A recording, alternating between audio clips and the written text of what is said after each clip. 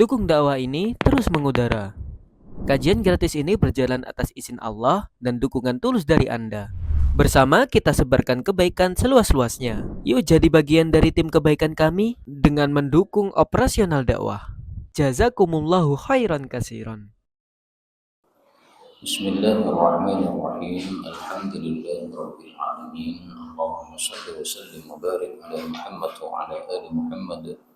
Allahumma inna nas'aluka ilman nafi'an wa rizqan thayyiban wa 'amalan mutaqabbalan. Allahumma iftah lana kulla khair wa yassir lana kulla umur. Allahumma ansuril mujahidin warhamil mustad'afin wa dammir a'da'ad din wa dhmis ala amwalihim amin ya rabbal alamin. Alhamdulillah kaum muslimin rahimakumullah, kita lanjutkan pengajian hadis dari kitab Al-Jami' As-Shaghir karya Al-Hafidz As-Suyuti rahimahullahu taala. Dan kita sudah sampai pada hadis 5331. Faqala al-muallif rahimahullahu ta'ala wa nafa'ana bihi wa bi ulumihi fid dharain amin. Qala Rasulullah sallallahu alaihi wasallam, at-ta'unu, wabah penyakit itu adalah khuddatun, satu pinjolan, ka khuddatil ba'ir, seperti pinjolan pada unta. Al-muqimu, orang yang tetap tinggal biha, di tempat wabah penyakit itu, kasyahidi, seperti orang yang mati syahid pahalanya. Wal faru, adapun orang yang lari minha, dari wabah penyakit, kal fari, itu seperti orang yang lari minaz zahfi, dari peperangan. Hadis ini membicarakan fadilah ta'un atau wabah penyakit bagi orang muslim, bahwa yang mati karena ta'un matinya mati syahid. Demikian juga yang tetap tinggal di tempat yang ada ta'un, maka dia mendapatkan pahala orang yang mati syahid. Adapun lari dari tempat tersebut, maka hukumnya adalah haram. Boleh keluar, tetapi keluar bukan untuk lari. Misalnya terjadi ta'un di Solo, nah kemudian panjenengan pergi ke Jawa Timur karena suatu sebab, ada keperluan ke Jawa Timur, nggak apa-apa. Tapi kalau lari, nah itulah yang dilarang. Kenapa tidak boleh lari? Karena kalau kita lari keluar, itu menyebabkan penyakitnya bisa tersebar kemana-mana. Tapi kalau kita tetap berada di tempat, nah maka penyakitnya hanya berputar di sekitar tempat tersebut dan tidak akan menyebar ke tempat yang lebih jauh lagi. Nah, tandanya wabah penyakit itu adalah ketika muncul pinjolan di tubuh kita, di telapak tangan misalnya. Nah, tiba-tiba muncul pinjolan, habis itu kemudian akan meletus. Nah, biasanya habis itu mati. Itu dan tanda dari wabah penyakit. Tapi tampaknya wabah penyakit tidak harus seperti itu tandanya, ya. Ini beliau Rasulullah SAW menyebutkan satu tanda, tetapi melihat penjelasan para ulama, tampaknya tandanya tidak harus seperti itu. Karena seperti COVID, nah itu ada sebagian masyayikh kita mengatakan itu termasuk wabah penyakit, sementara tidak ada pinjolan pada tubuh. Berikutnya 32, at-ta'unu, wabah penyakit itu, wakhzu, adalah tusukan, a'daikum, dari musuh-musuh kalian, minal jin, dari kalangan jin. Berarti jin kafir, karena musuh kita. Wahwa, dan wabah penyakit itu, lakum, bagi kalian, syahadatun, adalah mati syahid. Jadi mati syahid itu tidak harus di medan perang. Termasuk mati syahid adalah apabila mati karena wabah penyakit. Nah, kalau betul bahwasanya COVID kemarin termasuk ta'un, berarti yang mati di antara teman-teman kita pada saat terkena COVID itu matinya mati syahid. Tapi syahidnya syahid di akhirat, bukan di dunia. Sehingga kalau di dunia masih diperlakukan seperti mayit biasa, dimandikan jenazahnya, disolatkan. Kalau mati syahid perang kan tidak disolatkan, tidak dimandikan. Nah, berarti syahidnya ini maksudnya syahid di akhirat kelak, dikumpulkan bersama orang-orang yang mati syahid. Dan di sini ta'on itu dijelaskan oleh Nabi adalah tusukan dari musuh-musuh kita dari kalangan jin. Apa hikmahnya? Sehingga jin-jin kafir itu bisa menusuk umat Islam. Hikmahnya adalah karena kita umat Islam ini disuruh oleh Allah untuk menyelisih para setan.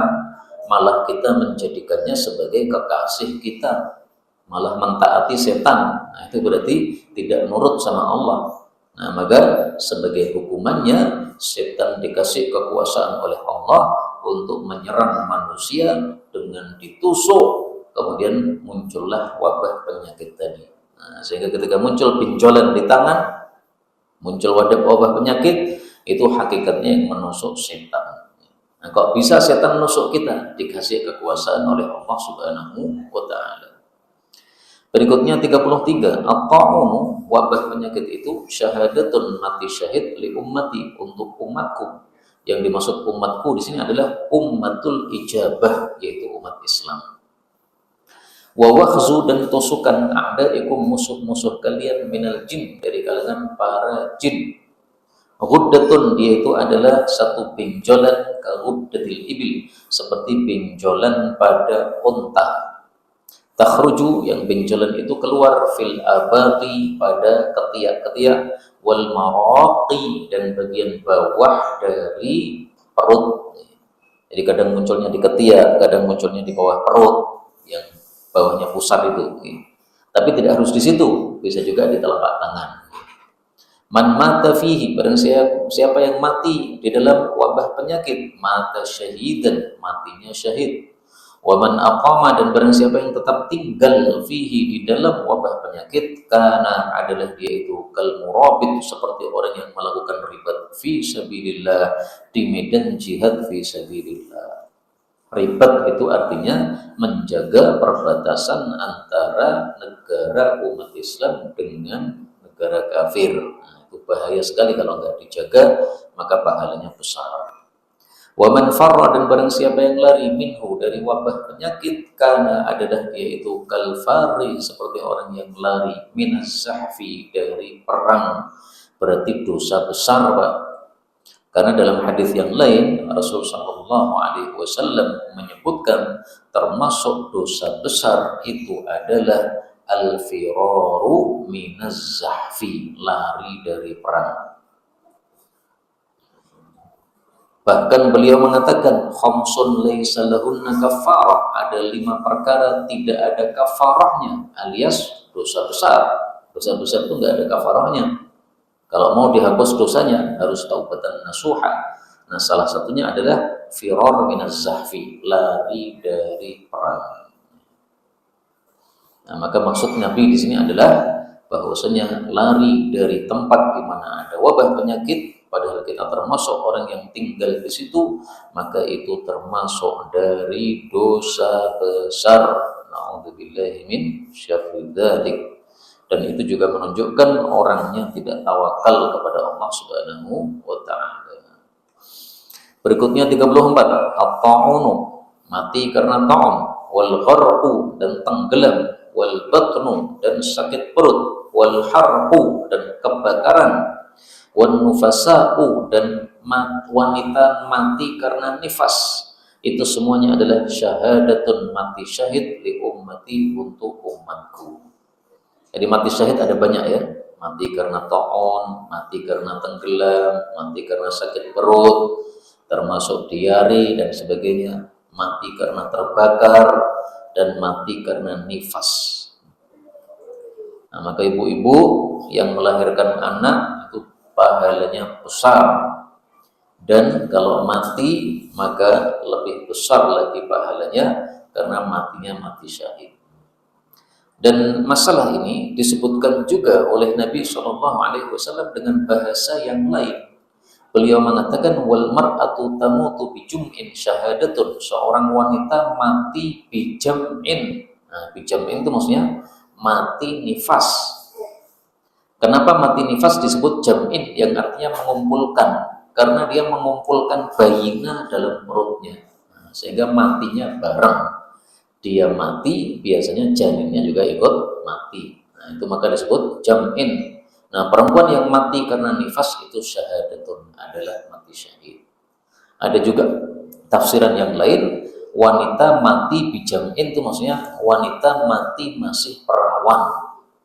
Jadi ibu-ibu kalau sampai tua belum menikah karena tidak ada yang melamar atau karena sebab apalah, akhirnya sampai mati tidak menikah, itu matinya mati syahid.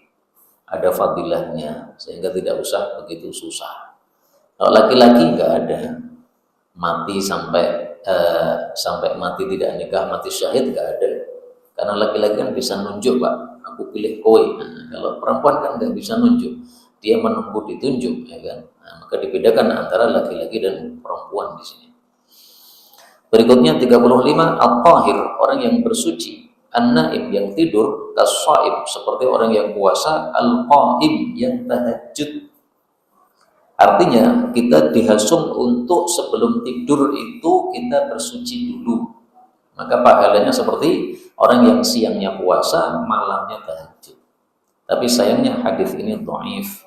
Adapun hadis yang sahih, Rasulullah Shallallahu Alaihi Wasallam bersabda, "Man bata tahiran, siapa yang bermalam dalam keadaan bersuci, maka disertai oleh malaikat pada baju dalamnya.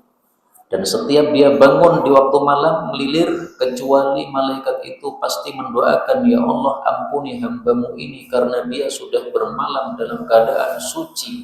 Hadis riwayat Tabarani. Nah, sehingga bagus kalau dibiasakan sebelum tidur wudu dulu.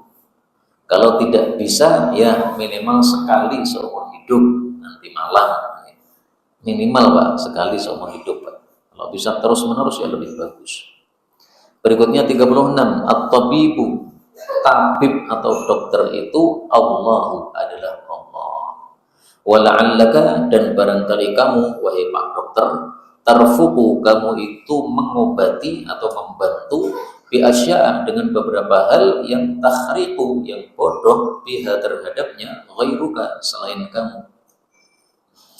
Ini sabda Nabi Shallallahu Alaihi Wasallam kepada seorang dokter yang ingin mengobati Nabi gara-gara di punggung Nabi itu ada benjolan, dan benjolannya itu adalah bukti kenabian Nabi Muhammad SAW. Nah, maka si dokter ini merasa kasihan sama Nabi, ingin diobati itu, disesek atau gimana. Nah, maka Nabi kemudian mengatakan, at-tabibullah. Adapun yang mengobati secara hakiki itu Allah, bukan kamu. Kamu disebut tabib, dokter, itu kamu hanya bisanya berusaha saja. Kamu ngasih obat tepat, nah itu karena kamu mengetahui sesuatu yang tidak diketahui orang. Seperti misalnya obat batuk apa, nah orang-orang yang paham tanaman ngerti tuh. Tanaman ini kalau dimasak nanti diminum maka menyebabkan batuknya cepat hilang. Beberapa hari yang lalu saya batuk, Pak. Nah, kemudian saya minum obat dari buatan herbal. Ternyata ya alhamdulillah ada efeknya. Alhamdulillah sekarang sudah nggak batuk lagi.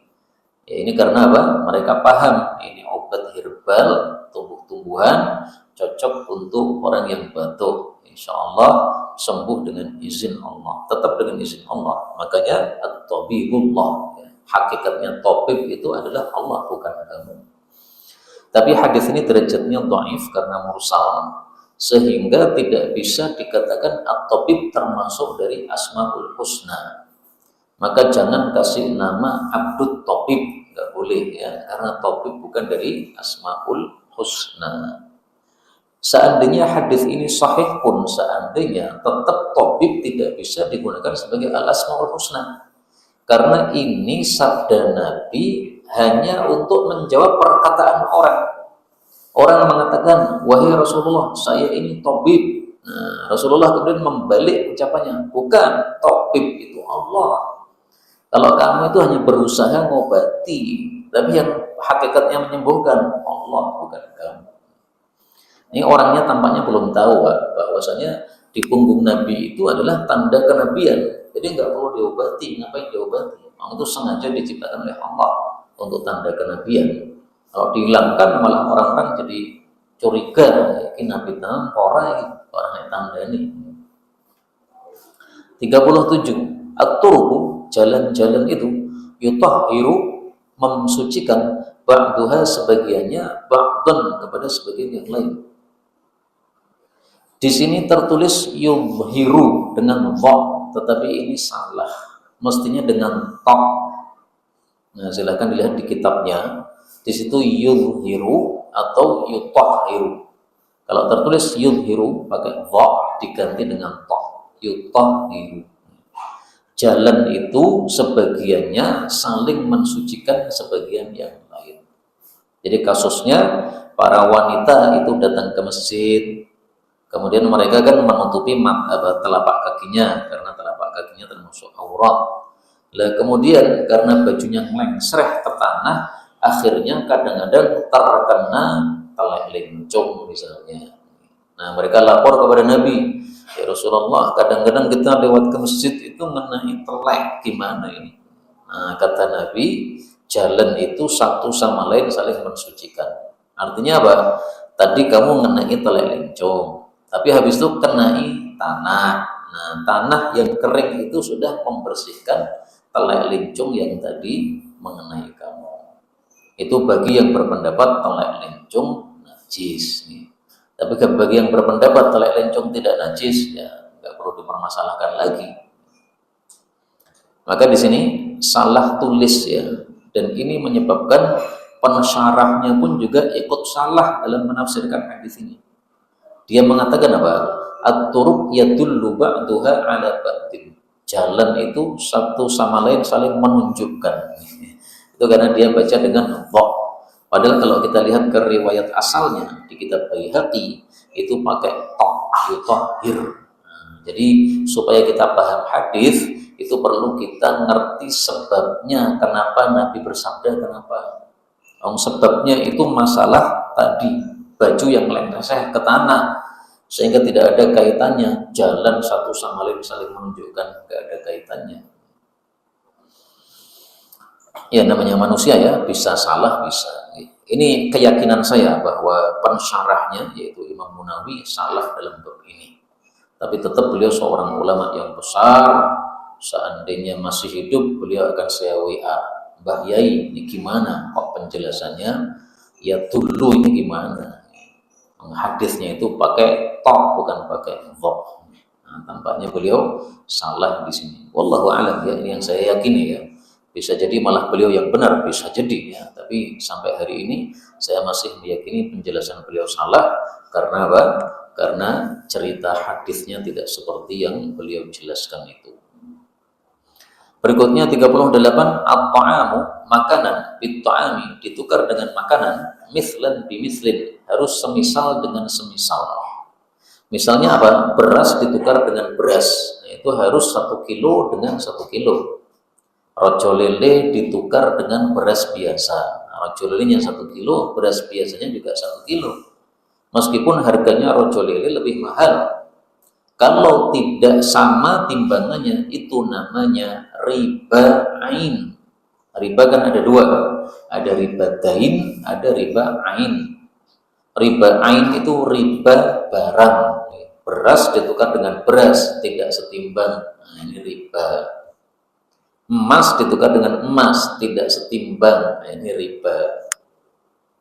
Kalau pengen tidak harus setimbang, caranya beli emas jangan pakai emas, tapi pakai uang rupiah. Nah, kalau pakai uang rupiah tidak harus emas dan rupiahnya sama timbangannya, nggak harus. Rupiahnya kan pakai kertas, sementara emasnya kan pakai emas, nah, tidak harus sama timbangannya. Kalau riba dain itu riba utang piutang, utang 1 juta kembali 1.100.000, itu namanya riba dain. Haram, dua-duanya haram. Dan ini berlaku untuk makanan yang ada di Arab maupun di Indonesia. Kalau di Arab itu makanannya gandum, Pak. Sehingga orang Arab zaman dulu kalau mengatakan at-ta'am, makanan, itu maksudnya gandum. Jadi at-ta'amu bit-ta'am, gandum ditukar dengan gandum, itu harus setimbang. Nah, berarti kalau di Indonesia, beras ditukar dengan beras, harus setimbang.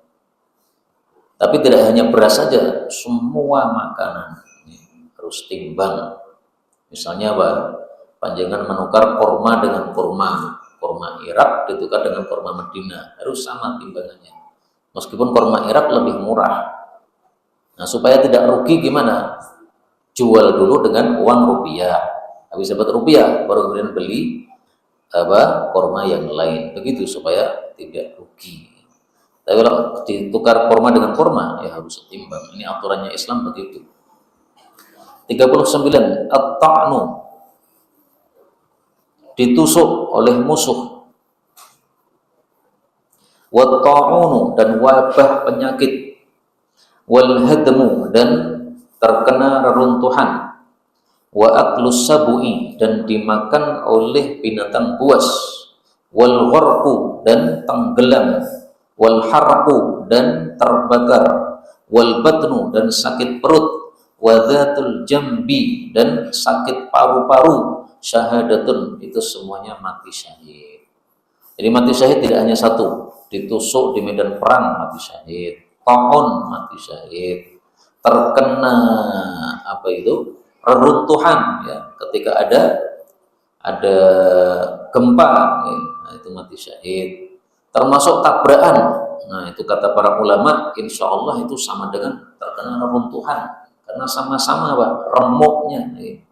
Bedanya kalau reruntuhan yang gempa itu dari atas ya. Kalau tabrakan itu reruntuhan dari samping. Kemudian dimakan binatang buas, panjenengan ke hutan kemudian kesasar, akhirnya dimakan binatang buas, tenang aja, mati syahid wak. Tapi jangan sengaja lebih, aku tak ada hutan dan mati syahid, bukan sengaja begitu. Kemudian yang kelima tenggelam, yang keenam terbakar, yang ketujuh sakit perut, yang kedelapan sakit paru-paru. Ada 8 ya Pak. Padahal dalam hadis yang lain Rasulullah Shallallahu Alaihi Wasallam bersabda, asyhadatu sab'un, mati syahid ada 7 macam. Padahal di sini ada 8.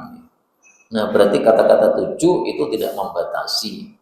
Waktu itu Nabi ingin menyebutkan 7, maka beliau sebutkan 7. Ternyata di sini sampai ada 8. 40. At-tiflu, anak kecil itu kalau mati la yusalla alaih, tidak disalatkan terhadap jenazahnya. Wala yurathu, dan tidak diwarisi. Wala yarithu, dan tidak mewarisi. Hatta yastahilla, sampai dia itu berteriak ketika lahir. Hadis ini dhaif. Maksudnya bayi yang lahir, kalau lahir sudah mati maka nggak disalatkan jenazahnya. Tapi kalau dia lahir kemudian masih ada tanda hidup, tanda hidupnya apa? Yastahilla, teriak. Ini kebiasaan bayi ketika lahir itu dia teriak nangis. Tapi kata-kata teriak ini tidak harus teriak Pak. Yang penting tanda hidup. Teriak, bersin, batuk, apa mulai wahing yang bersin hamil. Apalagi tersenyum, menangis, nah itu semuanya tanda hidup, itu menunjukkan berarti dia pas lahir itu kondisinya sudah hidup. Nah setelah itu kok mati, nah silahkan disalatkan jenazahnya, silahkan diwarisi, dan dia juga mewarisi seandainya orang tuanya sudah mati. Jadi bapak mati meninggalkan istri yang hamil. Nah maka si janin ini ditunggu dulu sampai lahir. Jadi warisannya jangan dibagi dulu, nunggu sampai janinnya lahir. Kalau sudah lahir baru bisa menentukan, oh ini adalah jatahnya adalah misalnya berapa, tergantung kan laki-laki atau perempuan. Tapi karena hadisnya ini dhaif, maka untuk bagian pertama bahwasanya anak kecil tidak disalatkan kecuali kalau lahir dalam kondisi ada tanda hidup, ya ini tidak bisa dijadikan sebagai hujjah. Karena dalam hadis yang lain ada hadis yang mengatakan watiflu, dan anak kecil itu yusalla alaih, anak kecil itu disalatkan jenazahnya. Hadis riwayat Ibnu Majah sahih. Kalau ini malah sahih Pak. Dan tidak disebutkan apakah itu ada tanda hidup atau tidak ada tanda hidup ketika lahir tadi. Maka zahirnya mencakup dua-duanya. Adapun yang kalimat kedua ini benar, ya. Tidak diwarisi dan tidak mewarisi, nah itu memang benar. Ya. Karena kalau mati dalam kondisi lahir dalam kondisi mati, yaitu berarti bukan manusia, dia calon manusia saja. Berikutnya 41, ini hadis palsu, maka saya kasih tanda bintang.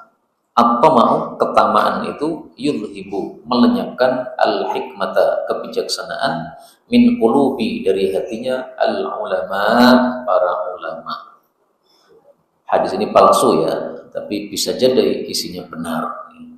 Gara-gara tambang akhirnya rebutan sesama gus, sesama kiai. Nah, salah dewe.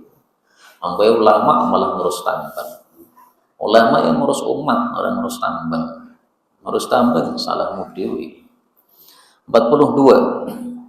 At-taharatu, kesucian-kesucian itu arbaun, ada 4. Yang pertama adalah qassus syarib, memotong kumis. Maka kalau kumis kita potong itu termasuk kesucian, kebersihan. Karena kalau kumisnya panjang, minum susu, itu susunya nempel di kumis, Pak. Melu putih kumisnya. Yang kedua, wahalqul anah, dan mencukur bulu kemaluan. Yang ketiga, wa taqlimul adhafir, dan memotong kuku-kuku. Ini mencakup kuku tangan dan kaki. Yang keempat, wasiwaku, dan bersiwak. Ini hadisnya dhaif, tetapi maknanya sahih. Dan hadis ini menafsirkan kata-kata al-fitratu khamsun. Fitrah itu ada 5. Nah, fitrah itu apa? Fitrah itu tafsirannya adalah ini, at-taharah, kebersihan. Jadi fitrah itu artinya kebersihan. Kenapa kebersihan disebut fitrah? Padahal fitrah itu artinya adalah penciptaan, arti asalnya. Karena manusia ketika pertama diciptakan oleh Allah, lahir sebagai bayi, itu bersih. Tidak ada bulu ketiaknya, tidak ada bulu kumis, tidak ada bulu kemaluan. Nah, maka ketika kita membersihkan bulu-bulu itu, kita kembali seperti pas awal lahir. Nah, maka disebut fitrah. Kebersihan itu ada 5, khitan, mencukur bulu kemaluan, mencabut bulu ketiak, memotong kuku-kuku, dan mencukur kumis. Nah, maka taharat ini menafsirkan kata-kata fitrahnya, karena kaidahnya hadis itu satu sama lain saling menafsirkan. Berikutnya 43, at-tuhuru, bersuci atau berwudu, itu adalah syatrul iman, separuh dari sholat. Iman itu nama lain dari sholat. Apa buktinya bahwasanya iman itu adalah nama lain dari sholat? Buktinya di dalam Al-Quran. Allah menyebut sholat dengan nama iman.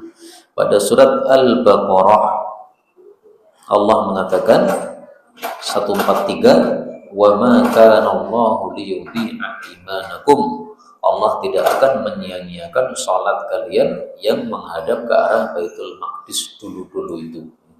Jadi di awal Islam, sholatnya itu menghadap ke Baitul Maqdis, lalu dipindah ke Ka'bah. Nah, sahabat-sahabat yang sudah mati di awal Islam belum sempat sholat ke Ka'bah, gimana nasibnya? Allah jawab, Allah tidak akan menyia-nyiakan sholat kalian ke Baitul Maqdis yang dulu, gak apa-apa, itu sudah ada pahalanya. Ini tafsiran yang pertama. Tafsiran yang kedua, at-tuhuru, bersuci, yaitu berwudu, syatrul iman, separuh dari cabang-cabang iman. Artinya apa? Iman itu kan ada banyak cabangnya. Nah, separuhnya itu adalah bersuci. Walhamdulillah, dan ucapan alhamdulillah tamla'ul mizan, memenuhi timbangan.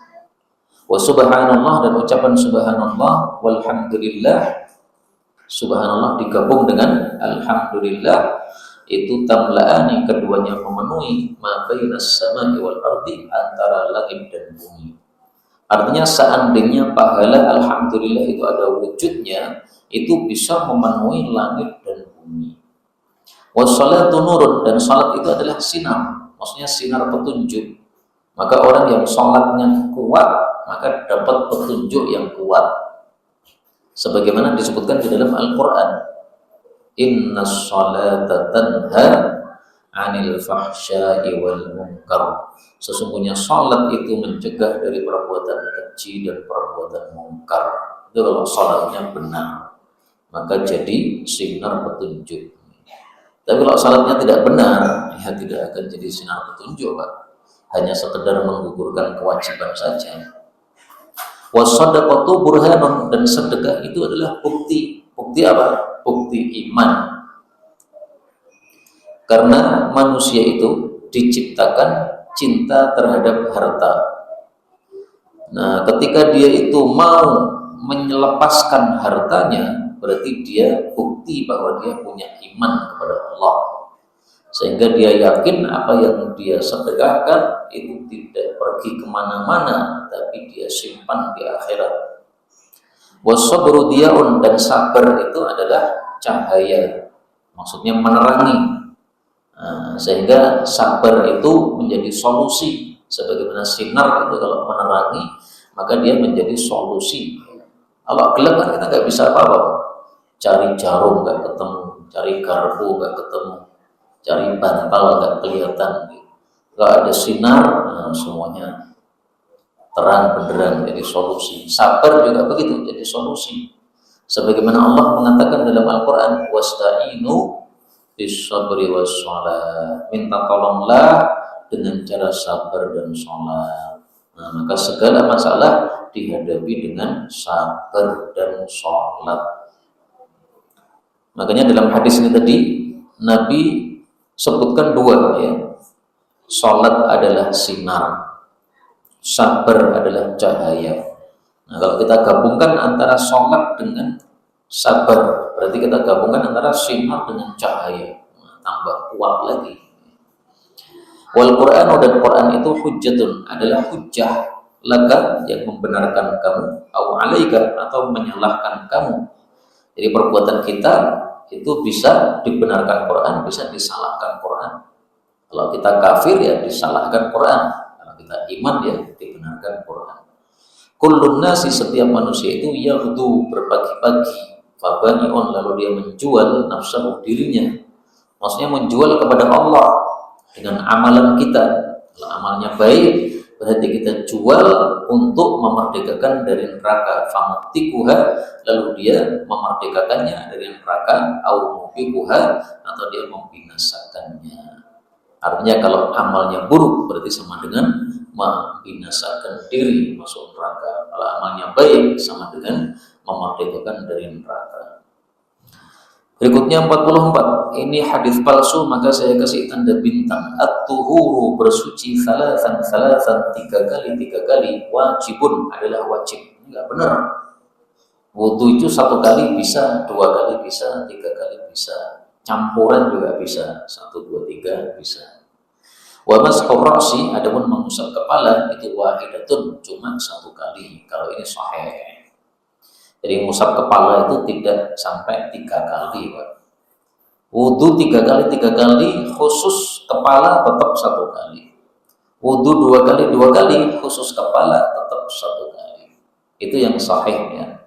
Adapun dalam riwayat Abu Dawud, usap kepala 3 kali juga, sehingga mazhab Syafi'i mengatakan sunnah, maka itu tidak sahih hadisnya. Imam Abu Dawud sendiri ketika meriwayatkan hadis itu, dia berkomentar tidak sahih. Nah, kadang-kadang orang itu membaca hadis nggak sempurna, Pak. Dibaca hadisnya tok, nggak dibaca komentarnya penulis. Nah, Imam Abu Dawud, si penulisnya sendiri, dia sudah berkomentar itu yang 3 itu dhaif. Malah dipakai gimana? 45. At-tawafu, bertawaf haulal baiti, di sekitar Ka'bah, itu mithlus salati, semisal salat. Illa, hanya saja, annakum, bahwasanya kalian itu tatakallamun, kalian boleh bicara fihi, di dalam tawaf. Faman takallama, maka barang siapa yang bicara fihi, di dalam tawaf, fala yatakallam, maka janganlah bicara illa bi khair, kecuali dengan kebaikan. Hadis ini menunjukkan bahwa sholat mirip dengan tawaf, tapi tidak semua hukumnya, Pak. Hanya sebagian hukumnya saja. Tawaf tidak harus menghadap kiblat, ya kan? Kalau sholat harus. Tawaf boleh bicara, kalau sholat tidak boleh. Yang sama apa? Tawaf harus suci dari hadas besar. Jadi kalau orang haid tawaf nggak sah. Kemudian orang junub tawaf tidak sah. Tapi kalau hadas kecil, nah di sini ada dua pendapat. Pendapat mayoritas ulama, hadas kecil juga tidak boleh tawaf. Pendapat madhab Hanafi, hadas kecil masih boleh tawaf.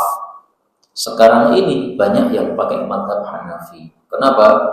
Mekah diluaskan sehingga cari kamar mandi susah. Belum tentu panjenengan dapat kamar mandi bisa balik ke tempat. Kalau orangnya mudah bingung itu susah cari kamar mandi di sana. Nah, sehingga ketika dia tawaf kemudian batal tentu, lanjutkan aja, santai ini, lanjutkan. Yang penting bukan hadas besar. Tapi kalau bisa kita tahan kentutnya sampai selesai tawaf ya bagus. Tapi kalau nggak bisa ditahan udah lepas saja. Karena tawaf itu kalau tidak mendekati Ka'bah, misalnya di lantai 2, itu kan putarnya jadi jauh sekali, Pak. Itu bisa 45 menit itu, Pak. 7 kali putaran. Kemarin saya coba itu 45 menit di lantai 3. Karena saking padatnya orang di bulan Ramadan kan, mau cari di lantai 1 nggak bisa. Dijaga oleh polisi-polisi itu, nggak boleh masuk. Ya memang mereka tugas mereka menjaga. Karena kalau semuanya diperbolehkan masuk, akhirnya kebanyakan yang masuk, jadi kepadatan, akhirnya berdesak-desakan mati. Nah, semua yang datang terlambat dialihkan ke lantai 2, lantai 3. Nah, dapat di lantai 3 itu 7 kali putaran 45 menit. 45 menit menjaga tidak batal. Angel tadi. Kadang-kadang angel nih, kadang-kadang gampang tergantung kondisi perut kita. Berikutnya 46. At-tawafu tawaf bil baiti di Ka'bah salatun seperti salat. Walakinillahu akan tapi Allah itu ahalla menghalalkan fihi di dalam tawaf al-mantiq bicara.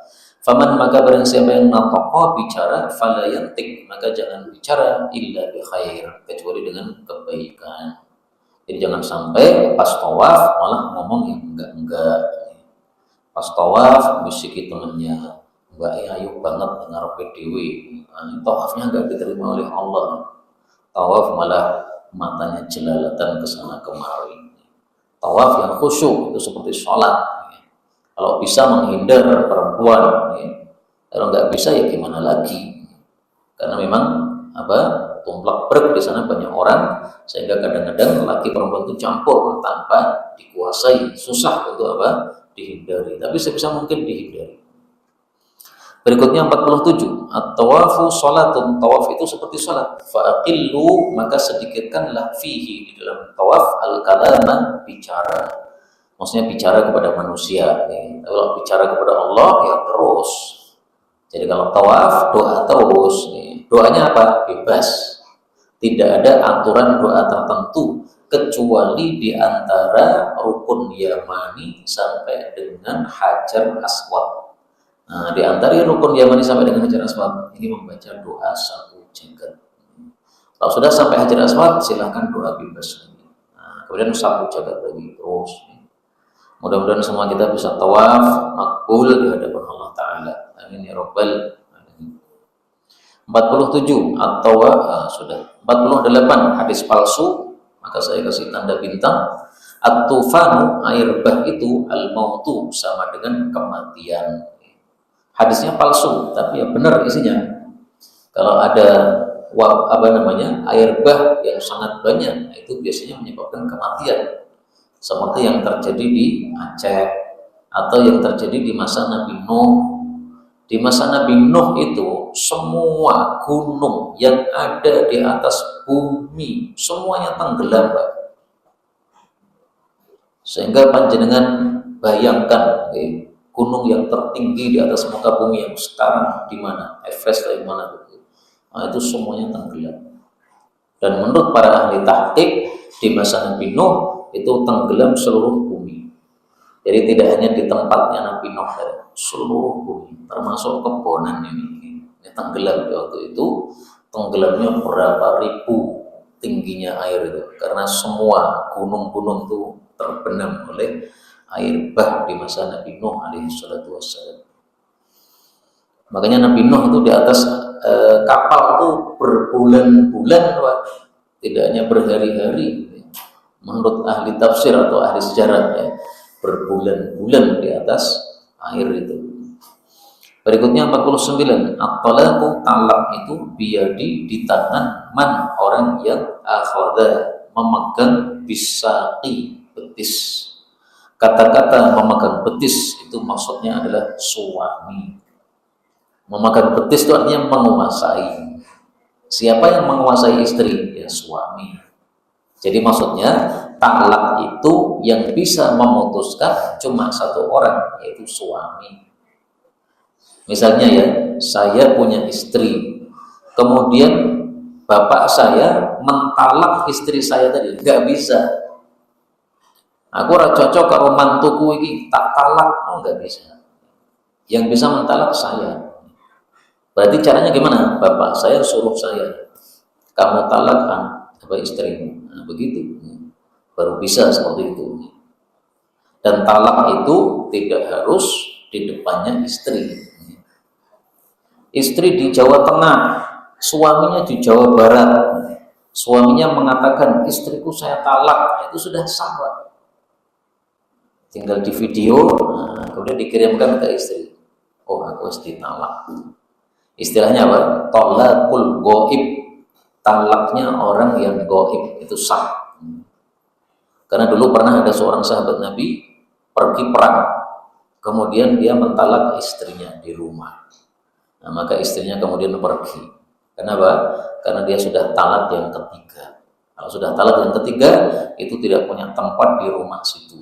Nah, silakan pindah ke tempat yang lain. Meskipun ada perselisihan pendapat para ulama, ya sebagian ulama ada yang mengatakan masih tetap tinggal di rumah suami sampai masa iddah selesai. Dan ini ceritanya ada seorang sahabat Nabi, budak, dinikahkan oleh majikannya dengan sesama budak, laki sama perempuan. Kemudian si majikan ini suatu hari marah. Nah, karena marah kemudian dia menceraikan budak ini. Kamu sekarang saya ceraikan. Nah, Nabi diberi laporan. Akhirnya Nabi mengatakan, talak itu di tangan suami, bukan di tangan majikan. Majikan nggak bisa mentalak. Majikan tidak bisa apa? Mentalak. Yang bisa mentalak adalah suami. Terakhir ya, at-tayru, burung itu tajri, berjalan atau terbang biqadarin, dengan takdir. Artinya segala sesuatu itu terjadi karena takdir Allah sudah ditulis. Termasuk saya bicara, ini ada takdirnya. Termasuk kipas angin ini berputar, ini sudah ada takdirnya semuanya. Allah ketika menciptakan alam semesta, sebelum menciptakan alam semesta, itu Allah sudah menciptakan pena. Nah, penanya Allah ini kemudian disuruh sama Allah, wahai pena, kamu tulis. Maka si pena tanya kepada Allah, yang ditulis apa ya Allah? Maka Allah katakan, tulis takdir segala sesuatu. Nah, maka dia tulis segala sesuatu. Makanya Allah mengatakan di dalam Al-Quran, pada surat Al-Qamar ayat 49, inna kulla syai'in khalaqnahu biqadar. Sesungguhnya kami ini segala sesuatu sudah kami ciptakan dengan takdir, termasuk burung terbang dengan takdir. Anak kecil ikut pengajian dengan takdir. Seneknya apa nih Pak? 1, 2, 3, 4. Nah, di sini 4 Pak, dengan takdir Pak. Semuanya ada takdirnya. Ini yang dapat kita bicarakan, betulnya dari Allah Subhanahu wa taala. Kalaupun ada salahnya, fa astaghfirullahaladzim li wa lakum, walhamdulillahi rabbil alamin. Dukung dakwah ini terus mengudara. Kajian gratis ini berjalan atas izin Allah dan dukungan tulus dari Anda. Bersama kita sebarkan kebaikan seluas-luasnya. Yuk jadi bagian dari tim kebaikan kami dengan mendukung operasional dakwah. Jazakumullahu khairan katsiran.